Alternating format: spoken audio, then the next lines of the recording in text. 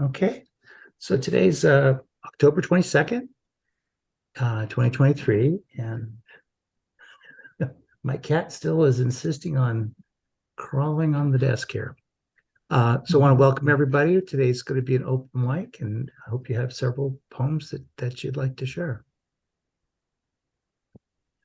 Uh, who would like to go first?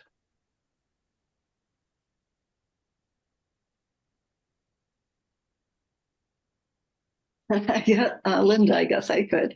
I'm Okay, in Lynn. Michigan. I'm in Michigan. I'm not home, and I Okay, just happen to have three poems with me, okay, great. and I guess I could read them then.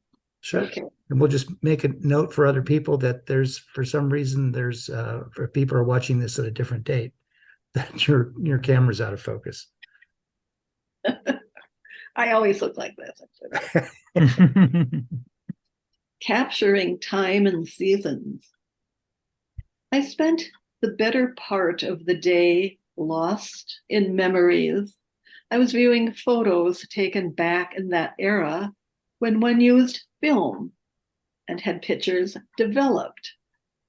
I recalled the process, nudging each new photo into its own snug bed in an album, and then possibly adding a memory. Albums abounded, these albums to have and to hold onto forever, mostly because nobody else wants them who has room. The lawn chair beckoned while the sun waned. I closed my eyes, fell asleep, listening to chipmunks scampering while gathering sunflower seeds under the feeders. When I awoke while gathering, when I awoke, it felt that a leaf had painted my face with ice. I was cold. Mm. And who turned that one high branch of green to ruby red? Shivering, I heard birds in the distance, then saw Canadian geese flapping overhead on their way to Wisconsin's Horicon Marsh Wildlife Area, a resting ground before their last leg to southern Illinois. Soon enough, it would be time to place a pumpkin on the porch and tend to fall chores.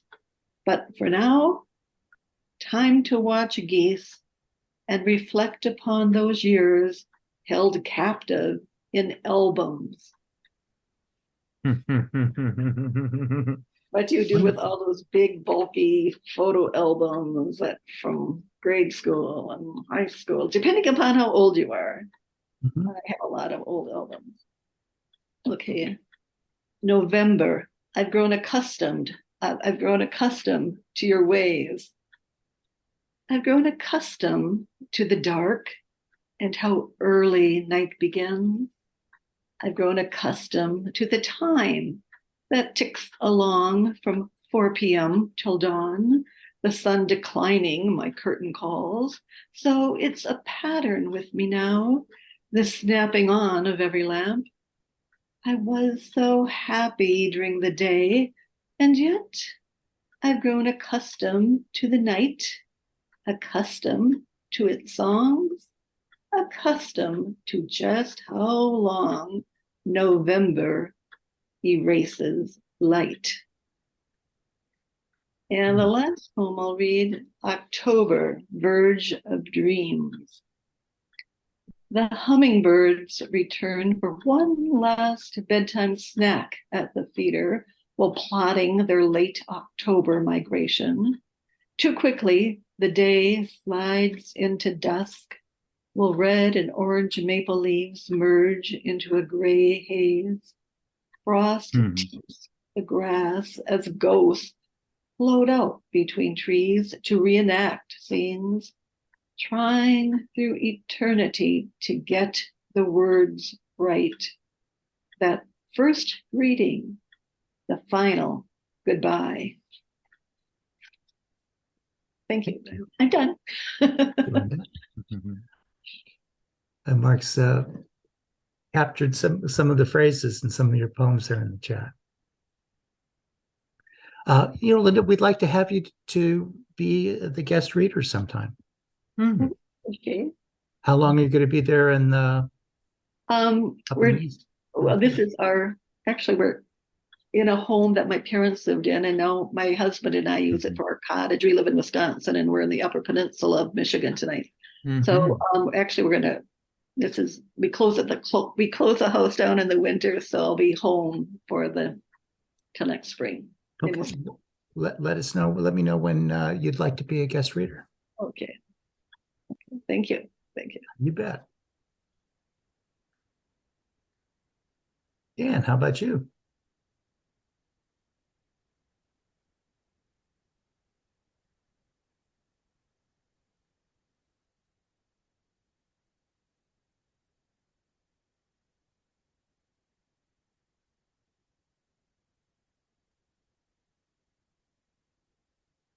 You're still muted, Dan.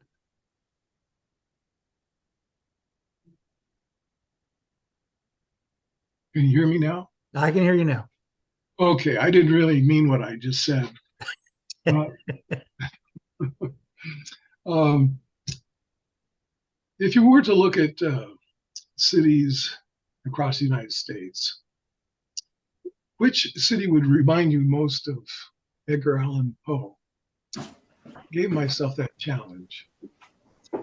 And so I decided that New Orleans during the Mardi Gras is an excellent Edgar Allan Poe ambience. This is called New Poleans, Poeleans. There's no explanation for the crazed genius of this city at this time of the year.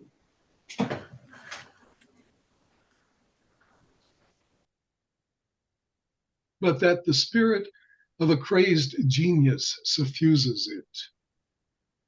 It's as if there's a miasma arisen within a cacophonous cloud of sordid joy, electrically charging the French Quarter. Hundreds of masked celebrants feeding on its lotus energy, dressed in frenzied dance along caravans of lusty and mythic lore.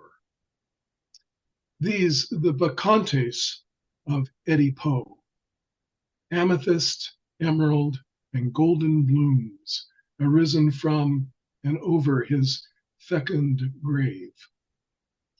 I see him in the night with fiery eyes, behind a scarlet mask, stroking a black cat, this grand marquis of the Mardi Gras.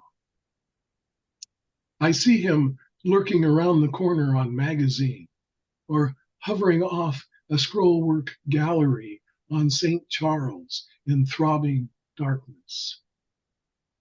You might find him haggard and thin, sick and hungover through mullioned windows of an old house redolent of decay and incense, or languishing at night near the ravens of Jackson Square, devouring a dropped beignet, then scattering with them in squawking flight. The city itself and its misty river, a metroscape of Poe's southern and curious imaginative life, a rich brocade of mystery and terror.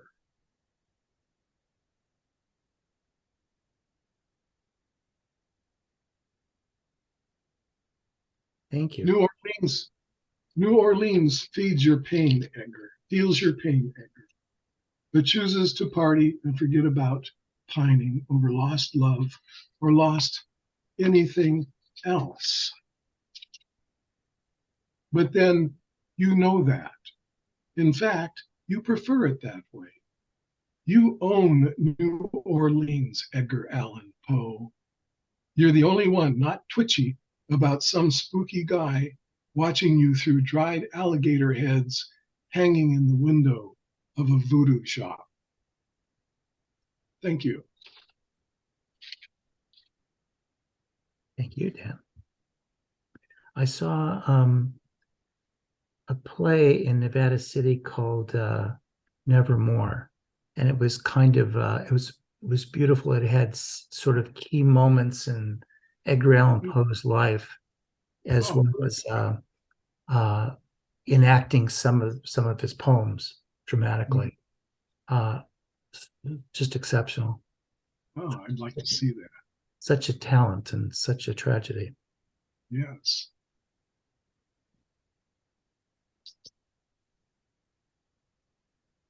Do you have another one? Well, yes, I can share another one with you. This is called Ghosts, appropriately enough for this time of the year. The big old-fashioned farmhouse once sat in a field by itself, had long since been surrounded by a ring of modest homes, the children of which often enjoyed climbing on its veranda, peering through its dusty pebbled multi-light windows at an interior both somber and somehow attractive, whispering as it did of times long gone and the way people used to live. There was a basement that ran the full length of the house, and word had it that long ago parties were held there, and gambling and drinking, and people with greedy or violent faces went up and down the stone steps leading below. Someone said that on one stormy night, a person had been stabbed on those same stone steps beneath our feet. Every Halloween, my friends and I would mark the day by a rite of passage in which we would go two at a time through the dark basement to the far wall, touch that wall, then turn and return to the stone steps on the opposite end, knock on the slanted wooden door to be allowed to blink into the autumn light like two moles. Halfway back, one of us would holler, "Look out!" and start running.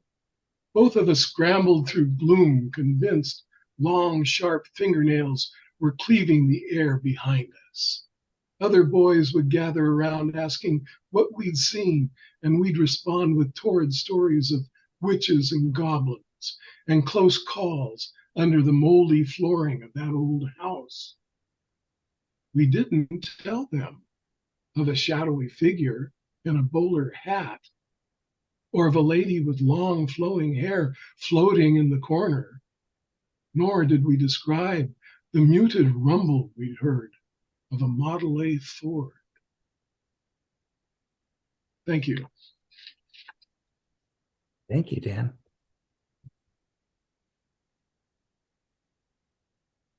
Hi there, Allegra. We're doing open mic today. Hey, who would like to go next?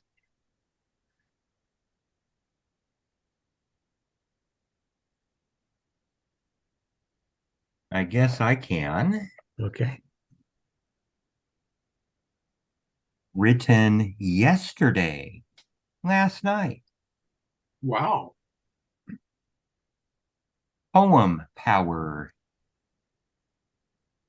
Many an armchair philosopher quote the advice not to put the cart before the horse.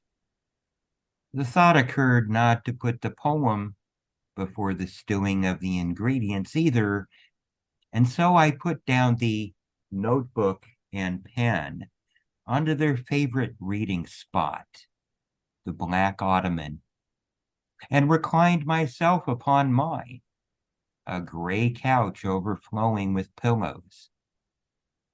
I folded myself within a burgundy blanket like beans and cheese inside a flour tortilla, cogitating the whys and wherefores of the subject in mind, conjuring memories of how the air felt and the sunset smelled. I am awakened by a jolt, perhaps a noise in the next room, perhaps a singular stomp in the breezeway upstairs.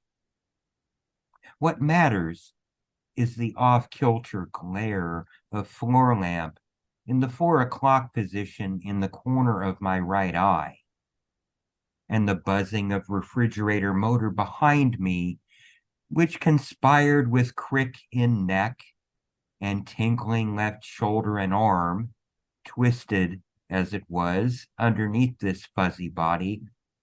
Well, It all persuaded me to believe one heck of a party took place while my mind was preoccupied. And then they all split without cleaning up and left me the hangover. I popped a fun-sized candy bar into my mouth as if Hunter S. Thompson popping an Amyl in Fear and Loathing in Las Vegas, hoping the momentary sugar rush lasts long enough to get these words out before they return to oatmeal and congeal with the bowl and wind up getting scraped out into the trash. A ceremonial plastic bin holding a plastic sarcophagus eventually tied off and unceremoniously dumped into an even larger dumpster bin, later to be driven away to an even larger garbage dump. This is a testimonial to man's unique ability to keep collecting even the things we no longer want or need or have entirely consumed the useful parts of. We do far less throwing away than tossing around or handing off or passing the baton or buck, and yet the crap is still here. Still here. The finality of these two words, their echoes bouncing off wall and returning to the space in between them, some evidence of steam and sweet aroma indicating that the ingredients of poem have stewed long enough. Surprisingly, though, I look upon this page and see the poem is already written. The poem is not about what it was supposed to be about.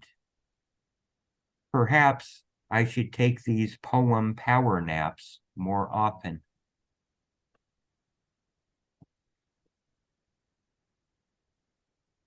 Thank you very much. Very good. Very good.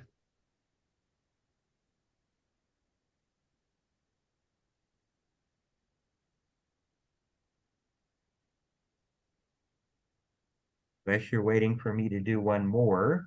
Sure. Oh, okay.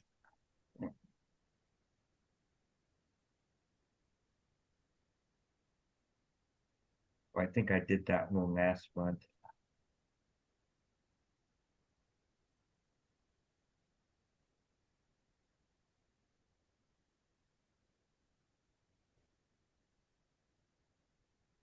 Glass of water. The poem sat unattended for 3 weeks. A body built line by line, head down, but lacking feet to stand on. As forgotten as a promise made in passing, the poem wilted as water evaporating from base of vase, until finally the poet arrived with a glass of water and a pair of shoes. The sitting poem, though relieved, is jealous that this poem was now completed in less than 5 minutes.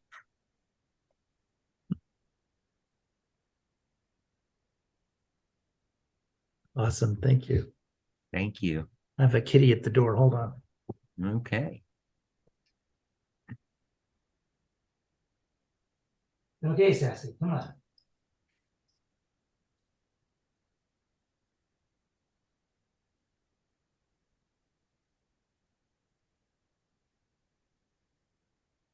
Allegra, do you have a poem? Or some poems? Go ahead and unmute.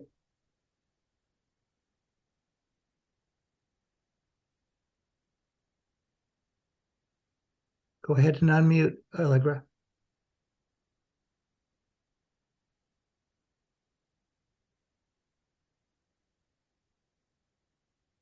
You still have to unmute, Allegra.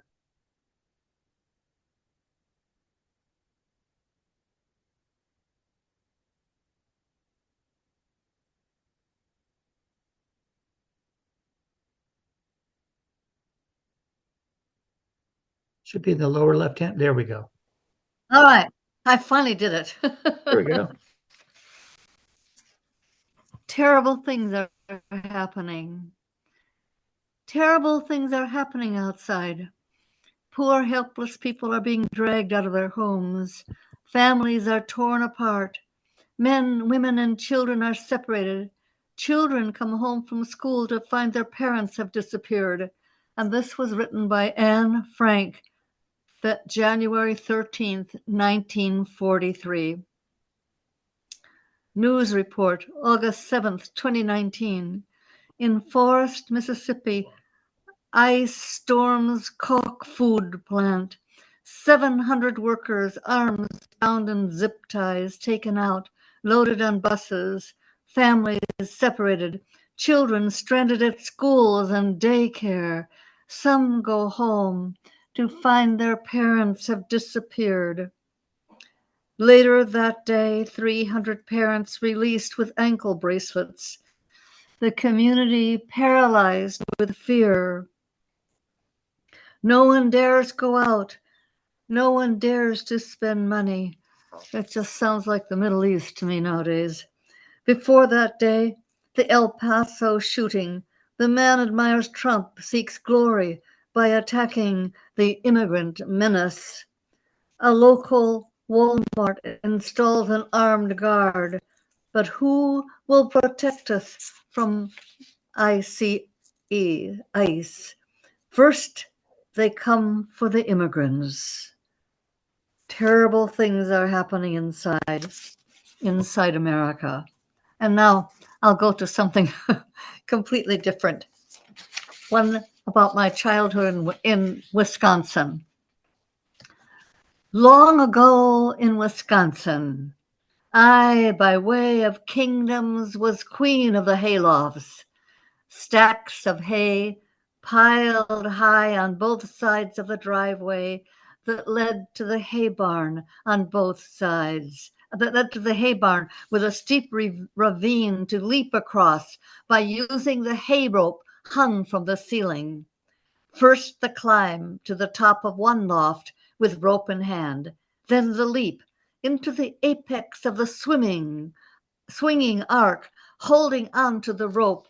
And in that brief pause before gravity pulled me back over the yawning chasm below, letting go, letting momentum carry me far enough to fall on the other side into the high-piled cuttings of alfalfa and timothy.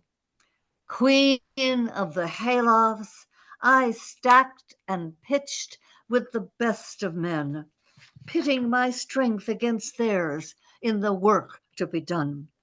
Working outside always seemed better than housework. Heroine of the hilltop ridge, I raced with the wind, lifted, almost able to fly, like the meadowlark singing in the sky above me. When I had to slow to a walk, I let go my songs, flighting them to unseen listeners. In breaks between the seasonal press of summer work and evening chores, I would enter into the woods, sometimes down to the spring in the valley. There I would press my lips to the layered limestone where water trickled out from cracks and sang in a mumbling sort of way as it tumbled over rocks. The earth's deep well fed my thirst.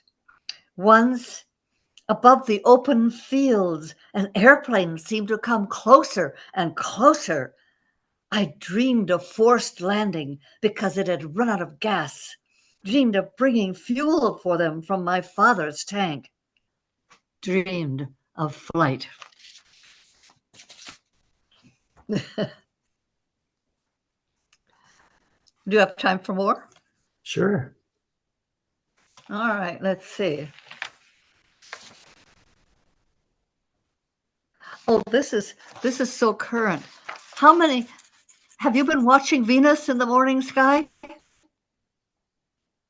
She's absolutely gorgeous. And Venus, even when the light is coming out, even at 7 o'clock, well, not this morning because it was too cloudy, but I could still see Venus. It's just amazing to have it be so light. And there's that star she's still shining in the sky. Viewing Venus at 6 o'clock in September's dawn twilight, when all the stars have faded away, Venus greets me. When I go to my balcony for morning salutations, there she is with Jupiter nearby. What need have I for fortune tellers, for soothsayers, for someone to read my runes? Venus is here for me, a Sagittarian open to reflected light, to moon glow, to the ocean at night, and your eyes illuminant. And okay, can I do one more? Okay. Sure. Passages. Between the gold and russet of falling leaves, I see your face. That long night we spent reading poems, drinking wine, the dream unwritten. Something waits in the silence beyond edges of my thoughts, as if time comes to the passage of seasons, reaching a center, a stillness of place, like a grove of ancient oaks, water flowing by, and my hair turned white, waiting beside the river that does not return.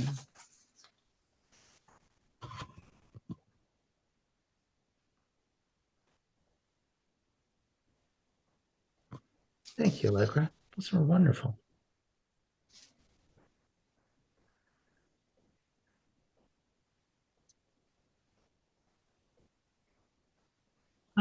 Let's see. I have a couple of poems.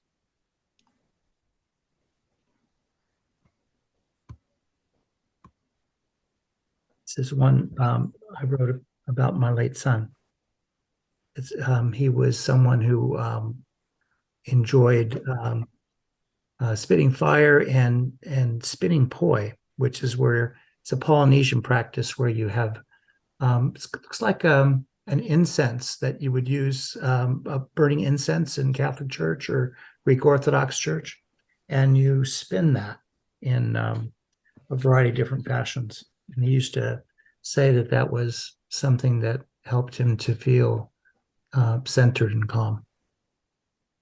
So I called it a compass spinning. A listening ear to people's pain. Hair once colored in spiked lion's mane. Leaping knees, landing hard with brash smile. Sincere opinions shared often without guile. Ideals, quick set in concrete. When stressed, forgetting to eat. Drawn to love, a thing eternal. Snared by drama at its kernel.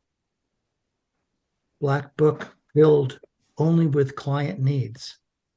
Hours best spent in produce codes and deeds. Calling late to parse his day, a client ill. Did he know what to say? Yes. And games enough to be sick, hanging on words uttered by one Chris Hardwick. As a babe, towards the waves he would run, later spitting fire for others in fun. Please let me show you this, a video, a hunger for one last kiss. A light so bright and so burnt, caffeine-fueled wanting to be current. At night for sleep he could have none, another Icarus with a date for the sun. To sleep perchance not to dream, hoping to quiet pesky thought stream. Spinning poi in a park round and round, finding a still point and standing his ground. A gathering of love, tears and laughter. We commit you, Matthew, to God and hereafter.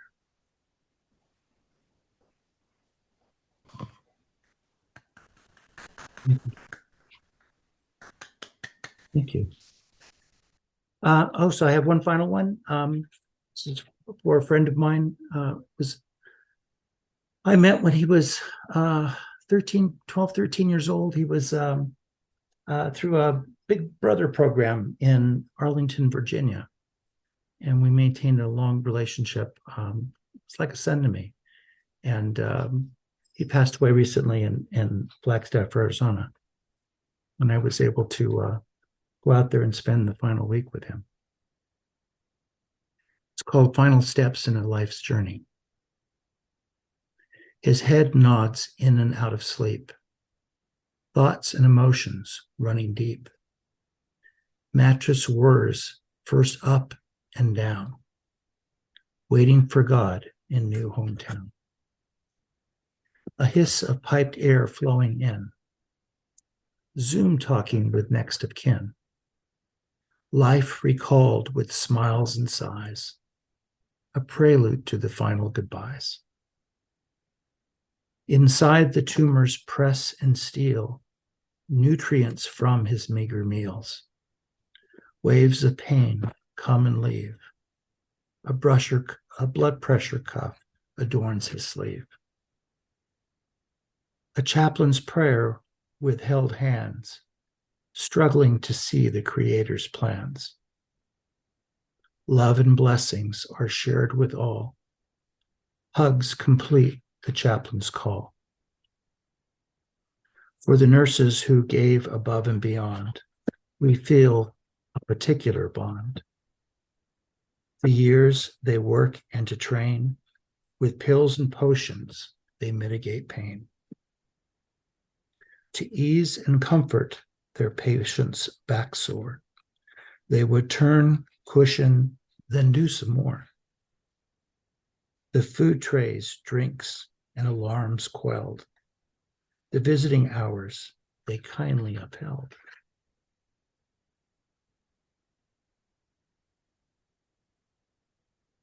The doctors charted course of his days, sharing what they knew of tests and x-rays. Hopeful thoughts finally give in to the growing mass pressing within. Social workers were so warm and caring, hospice options for him gladly sharing. The forms we completed and interviews made, at last a plan emerged and was laid. One final lift onto the ambulance bed, a drive of 2 miles or so it was said. A room with pine tree outside the room, settling in before swift arriving gloom. Chapstick and water were offered to him. Jokes about eating rice, growing very thin. With laughter and relief, they left for an errand, returning later to a room sadly barren. An urge to escape his hospice bed, pain and discomfort wrapped in dread. Meds were brought in space of a breath, too late to relieve pain before death. Quick call made for them to return. No breath, no pulse, they would learn. A prayer spoken to God above, sending Earl to heaven, wrapped in love. Tears were shed and stories shared, unrealized dreams and regrets compared. Phone calls and texts spreading new strand, a ripple of grief washes over the land. This I can say of my brother and friend. He served his country well and loved to contend. He died too soon, and his stories I'll miss. I said my goodbye with one final kiss.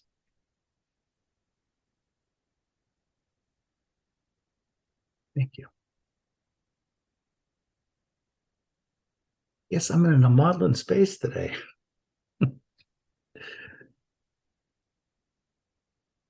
Anybody else have another poem? I do. Okay, Dan, great. I'd like to take you trick-or-treating with me in my old neighborhood here, short space of a few lines. No tricks and one great treat. Closing upon 10 p.m. on Halloween night. My friends all gone home to make costumed appearances before family cameras, or to bob for apples, or scarf popcorn balls at somebody's party.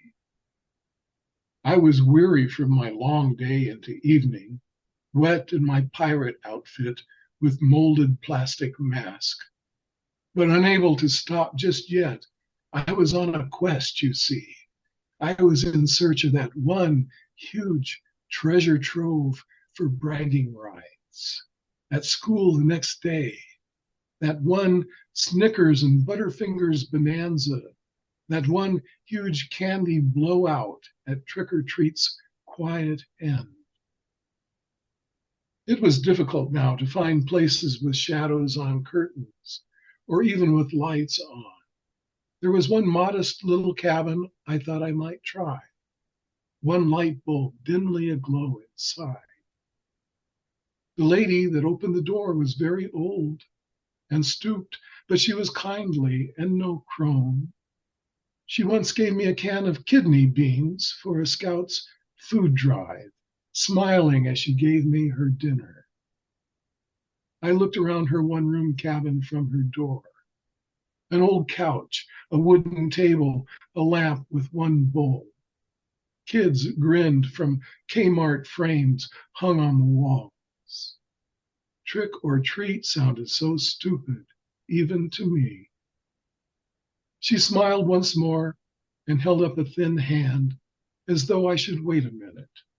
Then she turned, and in a moment she was back and slowly reached out her hand to mine. I felt something fall into my palm and glanced down, surprised to find a nickel dully gleaming there, a coin of such value in that tiny worn place, given to me so freely. It was the greatest treat of all. Thank you. Thank you, Dan.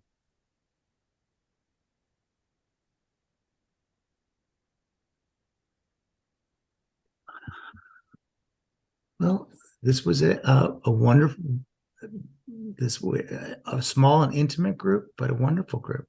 Some great poems. So I will see you all again next month, and keep looking in your inbox, and we'll have some more announcements coming out soon for Chaparral. Take care.